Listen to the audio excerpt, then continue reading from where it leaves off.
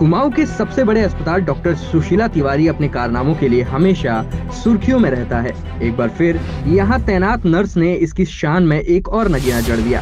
कारनामा भी ऐसा कि यहाँ अस्पताल में भर्ती अस्थमा के मरीज को चिकित्सालय के स्टाफ ने मृत घोषित कर दिया, जबकि वह ठीक था। लेकिन मौत की खबर आग की तरह रिश्तेदारों के बीच फैल गई। लेकिन इस बीच जब बेटे से मिल रिश्तेदारों ने सांत्वना जताई तो सब हक्के बक्के रह गए, क्योंकि तब पता चला कि जिसके दुनिया से रुखसत होने का मातम बन रहा था वो तो जिंदा है।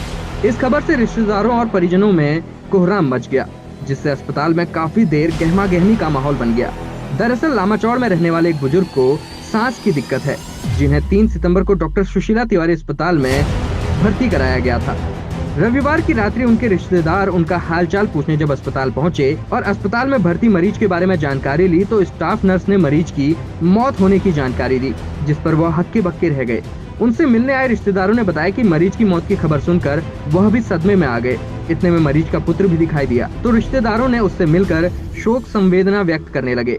इधर मरीज का पुत्र हतप्रभ रह गया और इस बात को खारिज कर दिया। उसने बताया कि उनके पिता तो ठीक हैं, एकदम स्वस्थ हैं।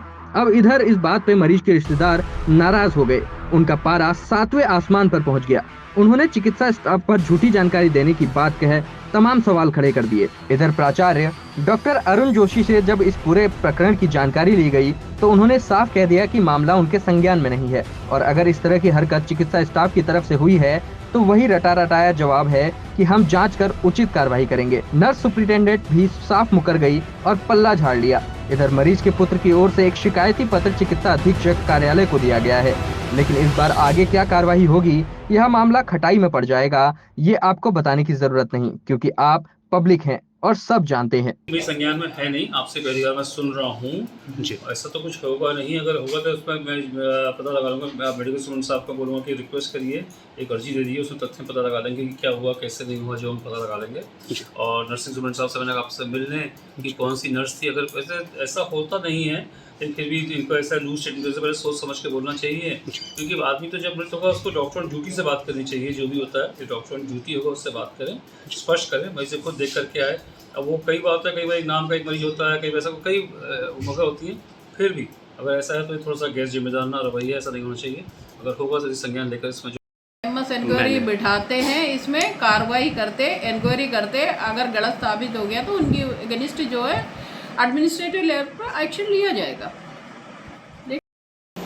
जी, मेरा नाम वेद प्रकाश है।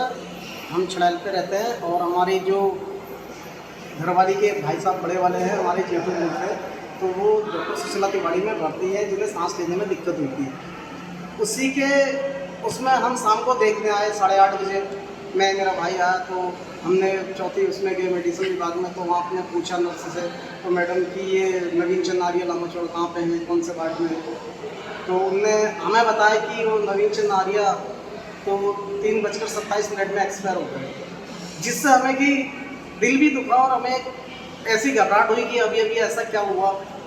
उतने में हमारे जो है कि उनके बड़े जेठू के लड़के पंकज हमारे वो सामने से आ रहे थे, उनकी मम्मी आ रही थी, तो हमने उनसे पूछा कि हाँ भाई क्या है, पापा कैसे हैं। तो उन्होंने कहा पापा तो सामने भर्ती है। तो हमने नर्स से दोबारा कहा तो वो उनसे ऐड लगी, बोली हमारी गलती नहीं है, तो जो दिन में स्टाफ नर्स थी उसकी गलती है।